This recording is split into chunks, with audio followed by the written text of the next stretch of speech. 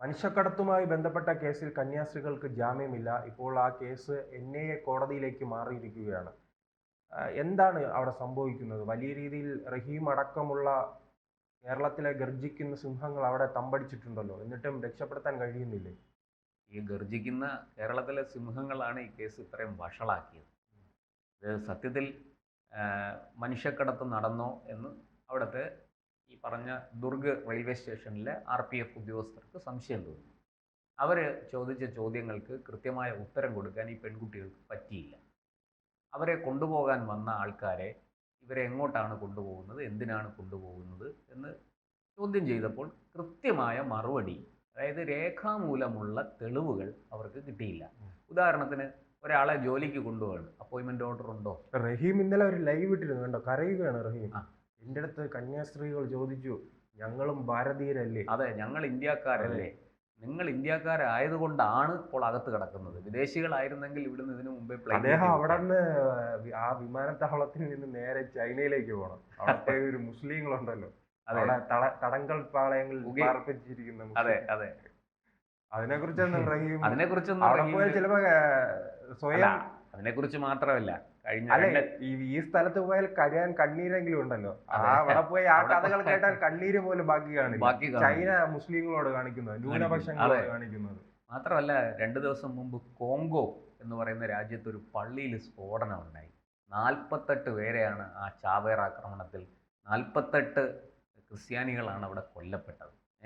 ഈ ചാവേർ ആക്രമണം നടത്തിയത് ഇസ്ലാമിക ഭീകര സംഘടനകളാണെന്ന് വ്യക്തമായിട്ടുണ്ട്. ഇതിനൊന്നും റഹീമിനോ അല്ലെങ്കിൽ ഇതിനെക്കുറിച്ചൊന്നും പറയാൻ ഈ ഇടത് വലത് മുന്നണികൾക്കും അതിലെ നേതാക്കൾക്കും ഒന്നും ഒരു താല്പര്യവുമില്ല.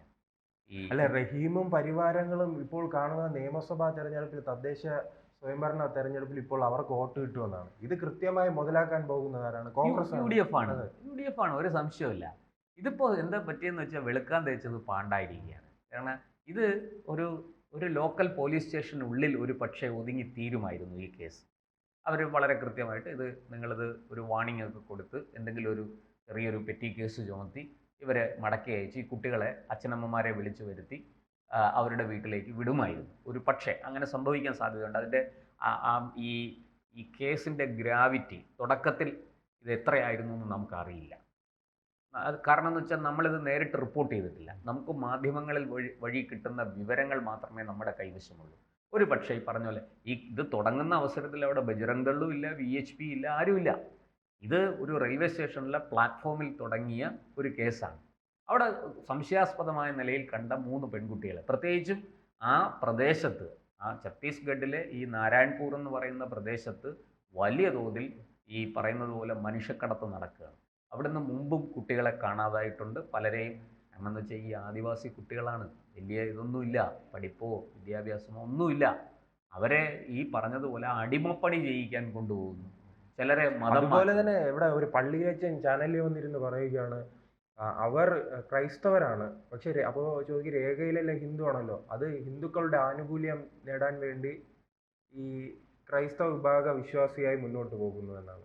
എന്തൊരു വലിയ നീചമായ തട്ടിപ്പാണി നടത്തിക്കൊണ്ടിരിക്കുന്നത്. നോക്കൂ, അവർ തന്നെ അവരുടെ സ്വത്വത്തോട് പോലും നീതി പുലർത്തുന്നില്ല.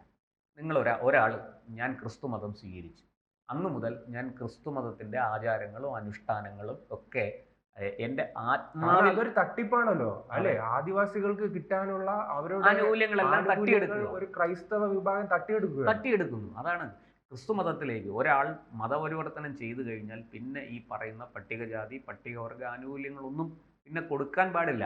അത് നമ്മുടെ നിയമം അനുശാസിക്കുന്നില്ല. നിയമം അനുശാസിക്കുന്നത് പറഞ്ഞ പള്ളിയിലച്ഛനെതിരെയും കേസെടുക്കണം, തീർച്ചയായിട്ടും. കാരണം മലയാള ചാനലുകളിൽ അങ്ങനെ തട്ടിവിടുകയാണ്. അത് ഈ കേരള പോലീസ് അത് ചെയ്യില്ല. ഭരിക്കുന്നത് പിണറായിയുടെ ഭരണമല്ലേ നടക്കുന്നത്. അവർ ഇതിനൊന്നും കേസെടുക്കുകയോ ഈ പറഞ്ഞതുപോലെ, അല്ലെങ്കിൽ ആരെങ്കിലും കോടതിയിൽ പോകണം. ഇത് സംബന്ധിച്ച് പരാതി കൊടുത്തതാ ഇങ്ങനെ ഈ പറഞ്ഞതുപോലെ പച്ചയായിട്ട് നഗ്നമായിട്ട് പിന്നെ ബോധ്യപ്പെടുകയാണ്. പച്ചയായ പള്ളിയിലച്ചന്മാർ ഈ കന്യാസ്ത്രീകളെ കൂടുതൽ പ്രതിസന്ധിയിലാക്കുകയാണല്ലോ. അതെ, അത് തന്നെയാണല്ലോ ഇവിടുത്തെ രാഷ്ട്രീയക്കാരും ചെയ്തുകൊണ്ടിരിക്കുന്നത്. ഒന്ന് ആലോചിച്ച് നോക്കൂ. ഈ പറഞ്ഞ പോലെ ഇവിടുന്ന് കൊമ്പും കുഴലും എടുത്ത് അവിടെ ചെന്ന് വലിയ വിഷയമാക്കുന്നു പാർലമെൻറ്റ്. ഇവരെല്ലാം വിചാരിച്ചിരിക്കുന്നത് ഇതിപ്പം രാജ്യാന്തര തലത്തിൽ, ഇൻ്റർനാഷണൽ തലത്തിൽ വലിയ വിഷയമാവും. ഇപ്പോൾ ഉടനെ ട്രംപ് വിളിക്കും, ഒരു ചുക്കും സംഭവിക്കില്ല. ട്രംപ് വിളിച്ചാൽ മോദി ഫോൺ എടുക്കില്ല. കഴിഞ്ഞ ദിവസം മോദി പറഞ്ഞാണ്, എന്നെ ഈ ഓപ്പറേഷൻ സിന്ദൂർ നടന്നുകൊണ്ടിരിക്കുമ്പം അമേരിക്കയിൽ നിന്ന് വിളിച്ചു. ഞാൻ ഫോൺ എടുത്തില്ല. പാർലമെന്റിലാണ് പറയുന്നത്. ഇതിനൊക്കെ കൃത്യമായ രേഖകളുണ്ട്. വെറുതെ ചുമ്മാ പപ്പുമോൻ ഗീർവാണം അടിക്കുന്നത് പോലെ പറയുന്നതല്ല. അപ്പുവിന്റെ ഫൈറ്റിംഗ് ഉണ്ടല്ലോ. അതെ, ഭയങ്കര ഫൈറ്റിംഗ്. അത് ഇന്നലെ കണ്ടു. സ്വന്തം പാർട്ടിയിൽ നിന്നുള്ളവർ പോലും നാണം കെട്ടത് കാഴ്ച കണ്ടു. എന്തായാലും ഇവിടെ സംഭവിച്ചത് ഈ പറഞ്ഞ പോലെ നമ്മുടെ കേരളത്തിൽ നിന്നുള്ള എംപിമാർ പ്രത്യേകിച്ചും അവർക്കറിയാം ഈ പ്രശ്നം വഷളാക്കാതെ പരിഹരിക്കുകയാണ് വേണ്ടത്. അതിന് പകരം ഇവിടുത്തെ രാഷ്ട്രീയക്കാരും അക്കൂട്ടത്തിൽ ബി ജെ പിക്കാരും ഉൾപ്പെടെ ബി ജെ പിയുടെ സംസ്ഥാന ജനറൽ സെക്രട്ടറിമാരിൽ ഒരാൾ അവിടെ പോയിരിക്കുകയാണ് ഈ പ്രശ്നം പരിഹരിക്കാൻ. ഇത് പരിഹാരം നിയമപരമായിട്ട് മാത്രമേ ഉള്ളൂ. അവർ കൃത്യമായിട്ട് പോലീസ് ഈ പറഞ്ഞതുപോലെ വകുപ്പുകളിട്ട് ഈ മനുഷ്യക്കടത്തും അതുപോലെ പ്രലോഭിപ്പിച്ച് മതം മാറ്റുന്നതും ഉൾപ്പെടെയുള്ള നിർബന്ധിത മതപരിവർത്തനം ഒക്കെയുള്ള വകുപ്പാണ് ഇട്ടിരിക്കുന്നത്. ഇനി അങ്ങനെ സംഭവിച്ചിട്ടില്ല എന്ന് ഇവർ തെളിയിക്കണം. ആ വകുപ്പുകൾ ഇടാൻ കാരണം പ്രഥമ ദൃഷ്ടിയ കുറ്റം നടന്നു, അല്ലെങ്കിൽ അവിടെ ഒരു തെറ്റായ പ്രവൃത്തി നടന്നു എന്ന് ബോധ്യപ്പെട്ടാലേ പോലീസ് അത് ഇടുകയുള്ളൂ. ഇല്ലെങ്കിൽ പോലീസിൻ്റെ പണി പോവും. കോടതി ചെല്ലുമ്പോൾ പോലീസ് തീർച്ചയായിട്ടും സമാധാനം പറയേണ്ടി വരും. അതുകൊണ്ട് പോലീസ് വളരെ കൃത്യമായിട്ട് സത്യസന്ധമായിട്ട് അവർ ജോലി ചെയ്തു. അതിൻ്റെ ഒന്നാം തരം തെളിവാണ് ഈ പെൺകുട്ടികൾ മജിസ്ട്രേറ്റിന് കൊടുത്ത രഹസ്യമൊഴി 164. ഈ 164 ഇട്ട് പോലീസ് അവിടെ എത്തിച്ചപ്പോൾ ഒരു സമ്മർദ്ദവും ഇല്ലാതെ എല്ലാവരെയും മാറ്റി നിർത്തിയിട്ട് മജിസ്ട്രേറ്റ് നേരിട്ടാണ് കുട്ടികളോട് ചോദിച്ചാണ് മൊഴിയെടുക്കുന്നത്. അതായത് കുട്ടികൾ അങ്ങോട്ട് ഈ പെൺകുട്ടികൾ അങ്ങോട്ട് പറയുകയല്ല ചെയ്യുന്നത്. ക്ഷമിക്കണം, അവർ പ്രായപൂർത്തിയായവരാണെന്നാണ് ഞാൻ മനസ്സിലാക്കുന്നത്. 18-19 വയസ്സുണ്ട് എന്നാണ് ഞാൻ മനസ്സിലാക്കുന്നത്. അപ്പോൾ അവരോട് ചോദിച്ചാണ് മൊഴിയെടുക്കുന്നത്. ആ മൊഴി വളരെ കൃത്യമാണ്. അതിൻ്റെ അടിസ്ഥാനത്തിലാണ് കേസ് മുന്നോട്ട് പോകുന്നത്. ഈ മനുഷ്യക്കടത്ത് നടന്നു എന്ന് പ്രഥമ ദൃഷ്ട്യാ കോടതിക്ക് തോന്നിയത് കൊണ്ടാണ് ഇത് NIA കോടതിയിലേക്ക് കേസ് മാറ്റുന്നത്. അല്ലാതെ ഇത് മജിസ്ട്രേറ്റിന് തലയ്ക്ക് വെളിവില്ലാതെ ചെയ്യുന്ന കാര്യങ്ങളൊന്നുമല്ല. ഇതൊക്കെ അടിസ്ഥാനമുണ്ട്, വളരെ കൃത്യമായിട്ട് തെളിവുകളുണ്ട്. പ്രഥമ ദൃഷ്ട്യാ കുറ്റം നടന്നു എന്ന് തോന്നിയത് കൊണ്ട് തന്നെയാണ് പോലീസ് ഈ വകുപ്പുകളൊക്കെ ഇട്ട് കോടതിയുടെ മുന്നിൽ എത്തിച്ചത്. ഇനിയിപ്പോൾ ഇവിടെ മജിസ്ട്രേറ്റ് കോടതിയിൽ മൂവ് ചെയ്തിട്ട് കാര്യമില്ല എന്ന് മനസ്സിലായി. അവിടെ ജാമ്യം കിട്ടിയില്ല. സെഷൻസിൽ പോയി. അവിടെ ഈ പറഞ്ഞതുപോലെ കേസ് NIA കോടതിയിലേക്ക് പോയി കഴിഞ്ഞപ്പോൾ പിന്നെ സെഷൻസിന് അവിടെ യാതൊരു കാര്യമില്ല. സെഷൻസിൽ നിന്ന് ജാമ്യം കിട്ടില്ല. സെഷൻസ് കോടതിക്ക് ഈ ജാമ്യ ഹർജി പരിഗണിക്കാനുള്ള അധികാരം പോലും ഇല്ല. അപ്പോൾ പിന്നെ ഇനി സമീപിക്കാവുന്നത് NIA കോടതിയെ സമീപിക്കാം, അല്ലെങ്കിൽ ഹൈക്കോടതിയെ സമീപിക്കാം. ഇനിയിപ്പോൾ അവരത് ഹൈക്കോടതിയെ സമീപിക്കട്ടെ. അവർ നിരപരാധികളാണ്, ഞങ്ങൾ തെറ്റിദ്ധരിപ്പിക്കപ്പെട്ടതാണ്, ഞങ്ങൾ ഈ കാര്യത്തിന് വന്നതല്ല, അത് പോലീസിന് തെറ്റിദ്ധാരണയുണ്ടായി ഞങ്ങളെ അറസ്റ്റ് ചെയ്തതാണ് എന്നുള്ളത് തെളിവ് സഹിതം ബോധ്യപ്പെടുത്തിയാൽ സ്വാഭാവികമായിട്ടും അവർക്ക് ജാമ്യം കിട്ടും. കേസും തള്ളിപ്പോവും ഭാവിയിൽ. അതിന് പകരം അവിടെ ചെന്ന് വെല്ലുവിളിക്കുകയാണ്. എന്താ ഇത്? കേരളമാണ്, ഞങ്ങൾ കേരളത്തിൽ നിന്നാണ്, മലയാളി കന്യാസ്ത്രീകളാണ്, മലയാളി കന്യാസ്ത്രീകൾക്ക് ഒരു കൊമ്പും ഇല്ല. സാധാരണ ഒരു ഇന്ത്യൻ പൗരന് കിട്ടുന്ന, അല്ലെങ്കിൽ ഒരു ഇന്ത്യൻ പൗരയ്ക്ക് കിട്ടുന്ന എല്ലാ പരിഗണനയും അവർക്ക് കിട്ടും. അല്ലാതെ അവരെ സിംഹാസനത്തിലൊന്നും വെച്ച് ഉയർത്തി പിടിച്ചിരിക്കുകയല്ല. എല്ലാവർക്കുമുള്ള ഒരു ഇന്ത്യൻ പൗരനും ഇന്ത്യൻ പൗരയ്ക്കും കിട്ടുന്ന നീതി അവർക്കും കിട്ടും. ആ പരിഗണന അവർക്കും കിട്ടും. അല്ലാതെ ഇവിടുന്ന് പോയി റഹീമൊക്കെ അവിടെ ചെന്ന്, ഒന്നാമത്തെ കാര്യം റഹീം അവിടെ ചെന്ന് ബബ്ബ അടിക്കുന്നത് നമ്മൾ കണ്ടു. പോലീസിനോട് 4 വർത്തമാനം പറയാൻ ആകെ അവിടെ സംസാരിച്ചത് വൃന്ദ കാരാട്ടം പിന്നെ ആനി രാജയുമാണ്. അവർക്ക് അത്യാവശ്യം അവർ രണ്ടുപേരും ഇംഗ്ലീഷ് അറിയുന്നവരാണ്. അവർ ഡൽഹിയിലൊക്കെ പിന്നെ ഇത്തരം കാര്യങ്ങളിലൊക്കെ മുമ്പും ഇടപെട്ടിട്ടുണ്ട്. അതുകൊണ്ട് അവരവിടെ കാര്യമായിട്ട് സംസാരിക്കുന്നുണ്ട്. റഹീം അവിടെ പോയി എന്താണ് ചെയ്തതെന്ന് എനിക്ക് മനസ്സിലായില്ല. എന്തായാലും ഈ പിന്നെ റഹീം ഉൾപ്പെടെയുള്ളവർ അവിടെ ചെന്ന് ഈ വിഷയത്തെ കൂടുതൽ സങ്കീർണമാക്കിയിരിക്കുകയാണ്. വളരെ മാന്യമായിട്ട് തീരുമായിരുന്ന, ഒരു പോലീസ് സ്റ്റേഷൻ്റെ 4 ജോലികൾക്കുള്ളിൽ തീരുമായിരുന്ന ഒരു കേസിനെ ഇത്രയും വലിയ സെൻസേഷനിലാക്കി മാറ്റി. നമ്മൾ തന്നെ ഇവിടെ അറിയാമല്ലോ, ഒരു പെൺകുട്ടിയെ ഒരു പയ്യൻ സ്നേഹിച്ചു, വിവാഹം കഴിക്കാൻ ആഗ്രഹിച്ചു, വിളിച്ചുകൊണ്ട് പോകുന്നു. വീട്ടുകാർ കേസ് കൊടുക്കുന്നു, അല്ലെങ്കിൽ ഇവരെ സംശയാസ്പദമായിട്ടൊരു സ്ഥലത്ത് വെച്ച് പോലീസ് കാണുന്നു, വിളിച്ച് പോലീസ് സ്റ്റേഷനിൽ കൊണ്ടുവരുന്നു. ഇവരുടെ രക്ഷകർത്താക്കളെ വിളിച്ചു വരുത്തുന്നു.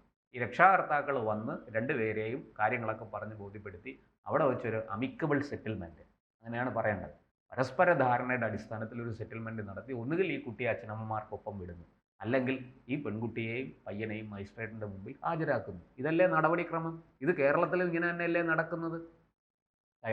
ഏതാനും വർഷം മുമ്പ് ജാർഖണ്ഡിൽ നിന്ന്, എനിക്ക് തോന്നുന്നു 2 വർഷം മുമ്പാണ്, ജാർഖണ്ഡിൽ നിന്ന് 10-41 പെൺകുട്ടികളെ, പ്രായപൂർത്തിയാകാത്ത പെൺകുട്ടികളെ തൃശ്ശൂർ കൊണ്ടുവന്ന് റെയിൽവേ സ്റ്റേഷനിൽ വെച്ച് പിടിച്ചു അല്ലേ?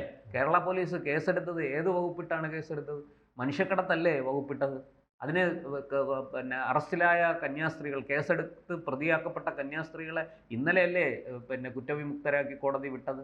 അവർക്ക് ഇതിനകത്ത് പങ്കൊന്നുമില്ലെന്ന് പറഞ്ഞു അല്ലേ? അപ്പോൾ കേരള പോലീസ് കേസെടുത്താൽ അത് കേസ്, ഛത്തീസ്ഗഡ് പോലീസ് എടുത്താൽ അത് അന്യായം, അനീതി, ന്യൂനപക്ഷ പീഡനം. അച്ഛന്മാർക്ക് കേക്കിന്റെ പ്രശ്നമൊന്നുമില്ല. അച്ഛന്മാർക്ക് ഉടനെ കേക്കിന്റെ പ്രശ്നം. വേറൊരാൾ പറയുന്നത് കേട്ടു, ക്ലിമീസ് ബാവ, ഈ ചായ കുടിയൊക്കെ ഇനി അവിടെ നിൽക്കട്ടെ, ഈ കാര്യത്തിൽ ഒരു തീരുമാനമുണ്ട്. ഇത് ആരോടാ ഇവരൊക്കെ പറയുന്നത്? ഈ പുരോഹിതന്മാർ ഇത് ആരെയാണ് വെല്ലുവിളിക്കുന്നത്? ഇന്ത്യൻ നീതിന്യായ വ്യവസ്ഥയാണോ നിങ്ങൾക്ക് വെല്ലുവിളിക്കേണ്ടത്? ഇവിടെ ഒരു ഭരണക്രമമുണ്ട്. അല്ല, ഇവര് വെല്ലുവിളിക്കും പോലെ ഈ മറുവിഭാഗം വെല്ലുവിളിച്ചാൽ അവരുടെ അവസ്ഥ എന്തായിരിക്കും? വലിയ ദുരിതമാണ്. അവിടെ ഈ പറയുന്ന ഈ സംഭവം എല്ലാം കഴിഞ്ഞപ്പോഴാണ് ബജറംഗ് ദളുകാരും BHP-കാരും ഒക്കെ അറിഞ്ഞു വരുന്നത്. അവർ സ്വാഭാവികമായിട്ടും ഹിന്ദു സംഘടനകൾ, ഹിന്ദുക്കളെ പ്രൊട്ടക്റ്റ് ചെയ്യാൻ വേണ്ടി പ്രവർത്തിക്കുന്ന, ഹിന്ദുക്കളുടെ സംരക്ഷണത്തിന് വേണ്ടി പ്രവർത്തിക്കുന്ന സംഘടനകളാണ്. അവർ സ്വാഭാവികമായിട്ടും ഇടപെടും. അപ്പോൾ അത് ഇടപെട്ടപ്പോൾ കടുത്തു. അവർ പറഞ്ഞു ഒരു വിട്ടുവീഴ്ചയില്ല, കേസെടുക്കണം, മുന്നോട്ട് പോകണം, കോടതി തീരുമാനിക്കട്ടെ. അവരാരെയും തല്ലിയോ, ആരെങ്കിലും ഈ പറയുന്ന ഒരു കന്യാസ്ത്രീയെങ്കിലും ഉപദ്രവിച്ചോ? അവർ ഈ പറഞ്ഞ ഏതെങ്കിലും തരത്തിലുള്ള നിയമം കയ്യിലെടുക്കുന്ന ഒരു പ്രവൃത്തി അവർ ചെയ്തോ? ഈ പറഞ്ഞ MP-മാർ അവിടെ ചെന്ന് സ്വതന്ത്രരായിട്ടല്ലേ കാര്യങ്ങളൊക്കെ ഇടപെട്ടത്? അവർ ജയിലിൽ ചെന്നപ്പോഴും ഇവരെ കാണാൻ അനുവാദം കിട്ടിയല്ലോ, അല്ലാതെ അവരെ BHP-കാർ തടഞ്ഞു. ഒന്ന് ആലോചിച്ച് നോക്കൂ, ഈ പോയ 4-3-7 MP-മാരെ തടയാൻ അവിടുത്തെ ആ BHP കൂട്ടത്തിന് എന്തെങ്കിലും പ്രയാസമുണ്ടോ? അവരവിടെ കുത്തിയിരുന്നാൽ ഇവരെങ്ങനെ ജയിലിനുള്ളിലേക്ക് പ്രവേശിക്കും? അതിൻ്റെ കവാടത്തിൽ കുത്തിയിരുന്ന് കേരളത്തിലെ MP-മാർ തിരിച്ചു പോകണമെന്ന് ആവശ്യപ്പെട്ടാൽ ഇവരെങ്ങനെ അവിടെ പ്രവേശിക്കും? അപ്പോൾ അതൊന്നും സംഭവിച്ചില്ല. ഈ പറയുന്നത് പോലെ ഏതെങ്കിലും തരത്തിൽ ശാരീരികമായോ കായികമായോ ആക്രമിക്കാനോ ഒന്നും നടന്നില്ല. വളരെ കൃത്യമായിട്ട് നിയമത്തിൻ്റെ വഴിക്ക് അവർ പോയി. അവർ പിന്നെ എന്താ പറയണ്ടേ, ഈ ഛത്തീസ്ഗഡ് പോലീസിനോട് നിയമം പാലിക്കണമെന്ന് ആവശ്യപ്പെട്ടു. ഇതാണ് നടന്നത്. ഇവിടെ കഴിഞ്ഞ ദിവസം ഞാൻ കണ്ടു, നമ്മുടെ ഒരു മലയാളം ചാനലിലെ റിപ്പോർട്ടർ ഈ ബജറംഗ് ദൾ അക്രമികളാണ് എന്നൊക്കെ പറഞ്ഞ് ബൈറ്റ് കൊടുത്തിട്ട് അടുത്തു നിന്ന സ്ത്രീ ഒരു ബജറംഗ് ദളിൻ്റെ പ്രവർത്തകയാണ് എന്നൊക്കെ പറഞ്ഞ് അവരോട് അങ്ങോട്ട് ചോദിക്കുകയാണ്. അപ്പോൾ അവരുടനെ തന്നെ പറയുന്നത്, എനിക്ക് ബജറംഗ് ദളുമായിട്ട് ഒരു ബന്ധമില്ല, ഞാനൊരു ഹിന്ദു വനിതയാണ്, ഒരു ഹിന്ദുത്വവാദിയാണ്. ഹിന്ദുക്കൾക്ക്, അവർ ഹിന്ദിയിലാണ് മറുപടി പറയുന്നത്, നമുക്ക് ഹിന്ദി കേട്ടാൽ മനസ്സിലാവും, നമ്മൾ ഹിന്ദി പഠിച്ചിട്ടുണ്ട്. ഹിന്ദുക്കൾ എവിടെ ഉപദ്രവിക്കപ്പെടുന്നു, ആക്രമിക്കപ്പെടുന്നു എന്നറിഞ്ഞാൽ ഞാൻ അവിടെ വരും, ഞാൻ അവർക്ക് നിയമസഹായം കൊടുക്കും, അവിടെ അവരുടെ സംരക്ഷണ ചുമതല ഏറ്റെടുക്കും, ഞാനൊരു ഹിന്ദുത്വവാദിയാണ്, ഒരു ഹിന്ദു സ്നേഹിയാണ്. ഈ സ്ത്രീ പറയുന്നത് വേറെ ചാനലൊന്നുമല്ല, റിപ്പോർട്ടർ ചാനലിലെ ദൃശ്യങ്ങളാണ് ഞാൻ ഈ പറഞ്ഞത്. അപ്പോൾ ഇതൊക്കെ ഇത് ആരെയാണ് ആടിനെ പട്ടിയാക്കാൻ ശ്രമിച്ചുകൊണ്ട് ആരെയാണ് നിങ്ങൾ കണ്ണിൽ പൊടിയിടാൻ, ആരുടെ കണ്ണിൽ പൊടിയിടാനാണ് നിങ്ങൾ ഈ ശ്രമിക്കുന്നത്? കേരളത്തിലെ മാധ്യമങ്ങളും ഈ ഇടത് വലത് മുന്നണികളും. വരാൻ പോകുന്ന തെരഞ്ഞെടുപ്പാണ് അവരുടെ വിഷയം. ഇവിടെ കേരളത്തിൽ ഇതുപോലെ കുട്ടികളെ കടത്തിക്കൊണ്ട് വന്നതിന്, മനുഷ്യക്കടത്തിന് കേസെടുക്കാൻ പിണറായിയുടെ പോലീസിന് അറിയാമെങ്കിൽ ഛത്തീസ്ഗഡ് പോലീസിന് എന്താ അതൊന്നും അറിഞ്ഞുകൂടെന്നാണോ? അതോ അവരതൊന്നും ചെയ്യേണ്ടെന്നാണോ?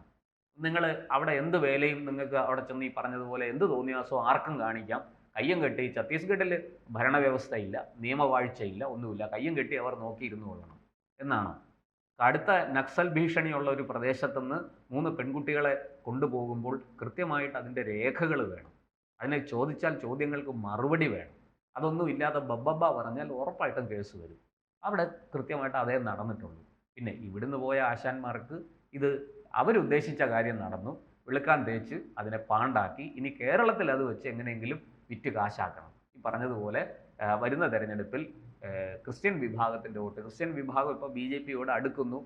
തൃശ്ശൂരിൽ സുരേഷ് ഗോപിയുടെ ജയത്തിൽ അവരുടെ സംഭാവന ഉണ്ടായിരുന്നു, അതൊക്കെ ശരിയായിരിക്കാം, നമ്മൾ അതിനെ ഒന്നും നിഷേധിക്കുന്നില്ല. പക്ഷേ ആ ഒരു ഇത് ആ ക്രിസ്ത്യൻ BJP അടുപ്പം അതിനെ ഇല്ലാതാക്കാൻ UDF-നും LDF-നും ഒരു ആയുധം കിട്ടിയിരിക്കുന്നു എന്നുള്ളതല്ലാതെ ഇതിനകത്ത് വേറെ ഒന്നും സംഭവിക്കാൻ പോകുന്നില്ല. NIA കോടതിയിൽ ചെന്ന് അവരവരുടെ നിരപരാധിത്വം തെളിയിച്ചാൽ അവർക്ക് ജാമ്യം കിട്ടും, ഭാവിയിൽ കേസും തള്ളിപ്പോവും. അല്ലെങ്കിൽ കേസിൻ്റെ വഴിക്ക് പോവും.